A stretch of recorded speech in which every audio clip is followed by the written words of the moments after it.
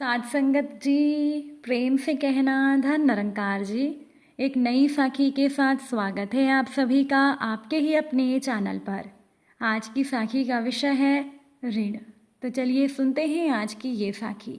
साध संगत जी, करीब 95 साल पहले की बात है। राजस्थान के अलवर इलाके में एक गडरिया भेड़ चुराते हुए जंगल में चला गया। अचानक किसी ने उसको कहा कि यहाँ बकरियां चराना मना है। बातों बातों में पता चला कि वो इलाके का तहसीलदार था। दोनों में बात होने लगी। पता चला कि बहुत कोशिशों के बाद भी तहसीलदार को बच्चे नहीं होते। गडरिये ने उनसे कहा कि आप दौसा के बालाजी हनुमान जी के मंदिर जाकर बेटा मांग लो, आपको बेटा मिल जाएगा। न जाने क्यों उस तहसीलदार ने गडरिये की बात मान ली। उन्होंने हनुमान जी से कहा, अगर मेरा बेटा हो जाएगा तो मैं उसे यहीं इसी मंदिर में सेवा के लिए छोड़ जाऊंगा। इस बात का जिक्र उन्होंने अपनी पत्नी से भी नहीं किया। मन्नत मांगने के 1 साल अंदर ही उन्हें बेटा नसीब हो गया, लेकिन पिता का प्यार अब आड़े आ गया। उन्होंने हनुमान जी से कहा, मैं अपना वचन पूरा नहीं कर सकता, आपका ये ऋण मुझ पर रहेगा। वो बेटा बड़ा होने लगा, शिक्षा की उम्र तक आया तो पिताजी ने उसे हरिद्वार के एक बहुत बड़े विद्वान प्रभुदत्त ब्रह्मचारी जी के यहाँ पढ़ने भेज दिया। लड़के में अद्भुत क्षमता थी और उसे रामायण कंठस्थ थी। बिना पढ़े ही वो रामायण का पाठ करने लगा। उसकी ख्याति दूर दूर तक फैल गई और वो साधु सन्यासियों और बड़े बड़े उद्योगपतियों के घर पर रामायण पाठ करने लगा। जवान होने पर उसकी शादी भी हो गई। एक दिन देश के बड़े उद्योगपति जुगल किशोर बिरला ने अखबार में विज्ञापन दिया कि दिल्ली के लक्ष्मी नारायण मंदिर यानी बिरला मंदिर में हनुमान जी को रामायण पढ़कर सुनानी है। उसके लिए उस व्यक्ति का टेस्ट खुद बिरला जी लेंगे। तय तारीख पर नारायण स्वामी अपनी पत्नी के साथ बिरला निवास पहुंच गए। बहुत से और लोग भी बिरला जी को रामायण पढ़कर सुना रही थी। जब नारायण बाबा का नंबर आया तो उन्होंने बिना रामायण हाथ में लिए पाठ करना शुरू कर दिया। बिरला जी के अनुग्रह पर नारायण ने हारमोनियम पर गाकर भी रामायण सुना दी। बिरला जी भाव विभोर हो गए और उनकी नौकरी पक्की हो गई। सस्ते ज़माने में 350 रुपए की पगार, रहने के लिए बिरला मंदिर में एक कमरा और इस्तेमाल के लिए एक कार भी नारायण बाबा को दे दी गई। जीवन बेहद सुकून और आराम का हो गया। रुपया, पैसा, शोहरत और देश के सबसे बड़े उद्योगपति से नजदीकियाँ। बिरला जी के गुरु चमत्कारी संत नीम करोली बाबा जैसे ही वृंदावन से दिल्ली आए तो बिरला जी ने उन्हें प्रसन्न करने के लिए नारायण बाबा का एक रामायण पाठ रख दिया। बिरला जी ने नीम करोली बाबा से कहा, एक लड़का है जो रामायण पढ़कर सुनाता है। नीम करोली बाबा ने कहा, मुझे भी उस लड़के से मिलना है। जैसे ही नारायण बाबा कमरे में गए तो नीम करोली बाबा ने कहा, तेरे पिता ने हनुमान जी से धोखा किया है।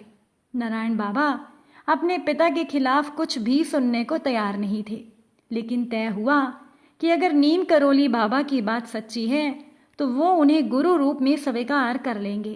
तभी के तभी नारायण बाबा अलवर रवाना हो गए और उन्होंने अपने पिता से कहा, एक संत आपको हनुमान जी का ऋणी बता रहा है और आपको धोखेबाज भी कह रहा है।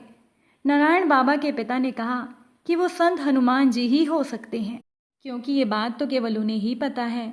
पिता की बात सुनकर नारायण बाबा वापस चले आए और नीम करोली बाबा को उन्होंने अपना गुरु स्वीकार कर लिया। नीम करोली बाबा ने आदेश दिया कि नारायण, तेरा जन्म हनुमान जी की सेवा के लिए हुआ है, इसलिए छोड़ लाला की नौकरी।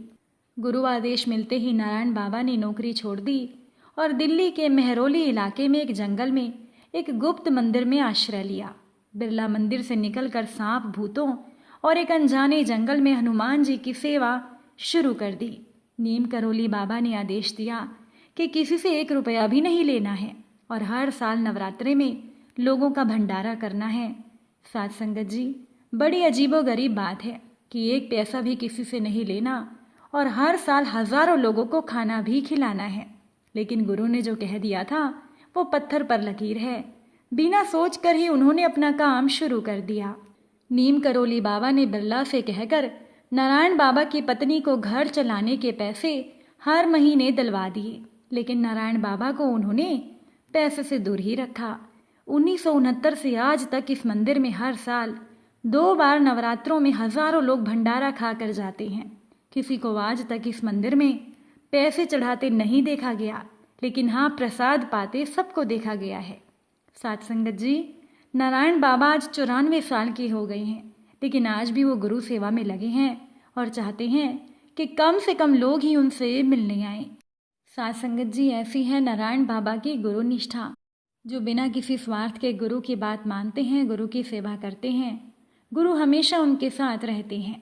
एक बार की बात है कि एक मजदूर नया नया दिल्ली शहर में आया। पत्नी को किराए के मकान में छोड़कर वो मजदूर काम की तलाश में निकल पड़ा। एक जगह मंदिर में सेवा चल रही थी। कुछ लड़कों को काम करते हुए देखकर उस मजदूर ने उनसे पूछा, क्या मैं भी यहाँ पर काम कर सकता हूँ? लड़कों ने कह दिया हाँ। मजदूर ने कहा कि तुम्हारे मालिक कहाँ हैं? लड़कों को शरारत सूझी और वो बोले, मालिक बाहर गया है, तुम बस काम पर लग जाओ, हम बता देंगे कि तुम आज से लगे हो। मजदूर खुश हो गया और वो काम करने लगा। रोज सुबह समय से आता और शाम को जाता। पूरी मेहनत लगन से काम करता। ऐसे ही एक सप्ताह निकल गया। मजदूर ने फिर लड़कों से पूछा, मालिक कब आएंगे? लड़कों ने फिर सप्ताह कह दिया। फिर से अगला सप्ताह निकल गया। अब मजदूर लड़कों से बोला, भैया आज तो घर पर खाने को भी कुछ नहीं बचा।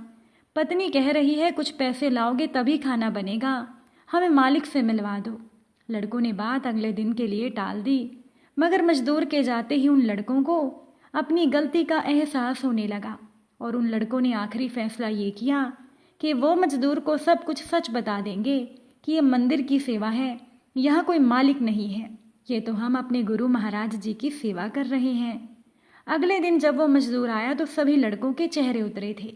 लड़के मजदूर से कहने लगे, आप हमें माफ़ कर दें, हम अब तक आपसे मजाक कर रहे थे।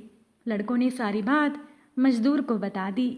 लड़कों की बात सुनकर मजदूर हंसा और बोला, मजाक तो अब आप लोग कर रहे हैं। अरे हमारे मालिक तो सचमुच बहुत अच्छे हैं। कल दोपहर में वो हमारे घर आए थे। मेरी पत्नी को 1 महीने का वेतन और 15 दिनों का राशन देकर गए, वरना कौन मालिक मजदूर को घर पर पगार देकर जाता है और राशन देता है। सचमुच हमारे मालिक बहुत अच्छे हैं। और इसके बाद वो मजदूर फिर से अपने काम पर मेहनत से जुट गया। साथ संगत जी, इस घटना के बाद उन लड़कों को भी समझ में आ गया, जो बिना किसी स्वार्थ के गुरु की सेवा करता है, गुरु हमेशा उसके साथ रहते हैं। साथ संगत जी, गुरु तो वो कृपा है जो सिर्फ कुछ शिष्यों को ही विशेष रूप में मिलती है और कुछ को पाकर भी समझ नहीं आती। अब इसी तरह एक दिन एक व्यक्ति ने दूसरे से पूछा कि गुरु कौन है। पहले वाला व्यक्ति सेब खा रहा था। उसने एक सेब दूसरे के हाथ में देकर पूछा, क्या तुम बता सकते हो कि इसमें कितने बीज हैं?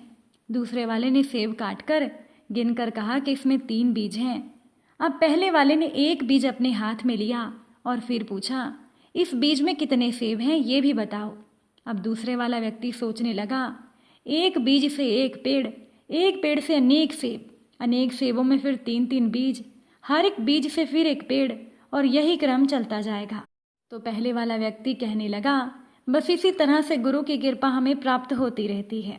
बस हमें उसकी भक्ति का एक बीज अपने मन में लगा लेने की ज़रूरत है। गुरु एक तेज है जिसके आते ही सारे संशय के अंधकार खत्म हो जाते हैं। गुरु वो ज्ञान है जिसके मिलते ही डर खत्म हो जाता है। गुरु वो दीक्षा है जो सही मायने में मिलती है तो भव सागर पार हो जाते हैं। गुरु वो बांसुरी है जिसके बजते ही मन और शरीर आनंद अनुभव करता है। गुरु तो वो खजाना है जो अनमोल है। साथ संगत जी, अगर आज की ये साखी आपको अच्छी लगी हो तो वीडियो को लाइक और शेयर ज़रूर कीजिएगा। आप सभी से फिर मुलाकात होगी नई साखी के साथ। साथ संगत जी, प्यार से कहना, धन निरंकार जी।